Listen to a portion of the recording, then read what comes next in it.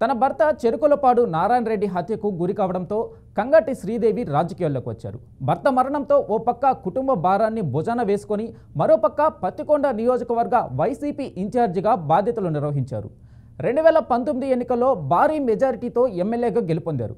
మరి 5 ఏళ్లలో కంగటి శ్రీదేవి నియోజకవర్గ ప్రజల మన్ననలు పొందారా?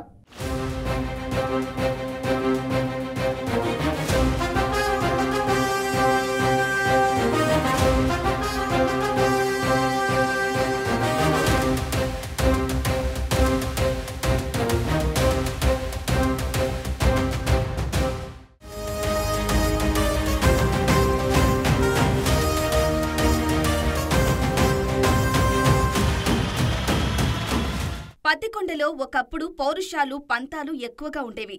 ఈ నేపథ్యంలో కక్షలు కార్పణ్యాలతో ఫ్యాక్షన్ జడలు విప్పేది. అది గతం. ప్రస్తుతం కాలం మారింది.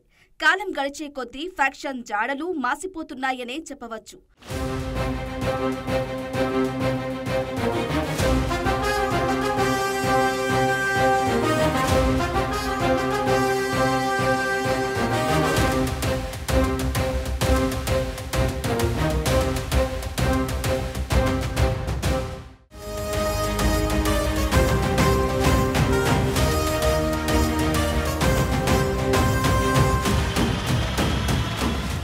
అయినప్పటికీ అప్పుడప్పుడు ప్రత్యర్థుల రాజకీయ కక్షలు ఒకరిపై మరొకరు దాడులు చేసుకోవటం కనిపిస్తుంటాయి.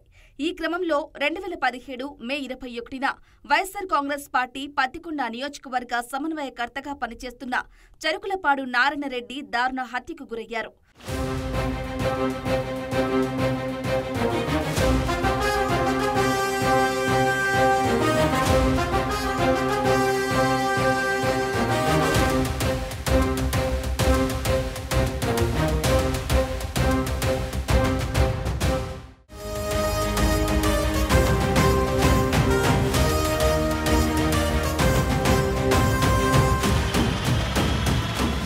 అయితే నారాయణరెడ్డి హత్య అనంతరం అదే ఏడాది నవంబర్లో ఆయన భార్య కంగాటి శ్రీదేవిని వైఎస్సార్సీపీ పత్తికొండ నియోజకవర్గం ఎమ్మెల్యే అభ్యర్థిగా ప్రకటించారు ఆ పార్టీ అధ్యక్షుడు వైఎస్ జగన్. ఈ నేపథ్యంలో 2019లో జరిగిన అసెంబ్లీ ఎన్నికల్లో టీడీపీ అభ్యర్థి కేఈ శ్యాంబాబుపై కంగాటి శ్రీదేవి భారీ మెజార్టీతో విజయం సాధించి తొలిసారి అసెంబ్లీలో అడుగుపెట్టారు. తన భర్త హత్య నేపథ్యంలో పార్టీలకు అతీతంగా నియోజకవర్గంలో శ్రీదేవిపై సానుభూతి పెరిగింది. దీంతో 2019 ఎన్నికల్లో శ్రీదేవి భారీ మెజార్టీతో గెలుపొందారనే టాక్ ఉంది.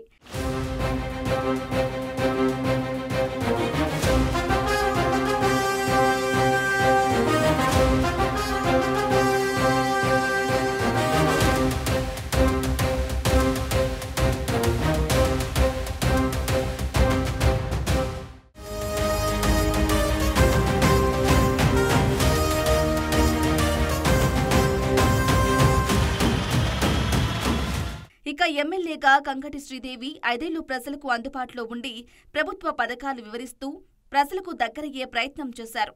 పెన్షన్ల పంపిణీలో జాప్యం లేకుండా సకాలంలో పెన్షన్లు అందేలా ఎమ్మెల్యే చర్యలు చేపట్టారని చెబుతున్నారు. ప్రభుత్వం నుండి అందించే రైతు భరోసా, అమ్మఒడి లాంటి పథకాలను ప్రచారం చేయటం, అవి ప్రజలకు అందేలా అధికారులతో సమన్వయం చేశారని చెబుతున్నారు.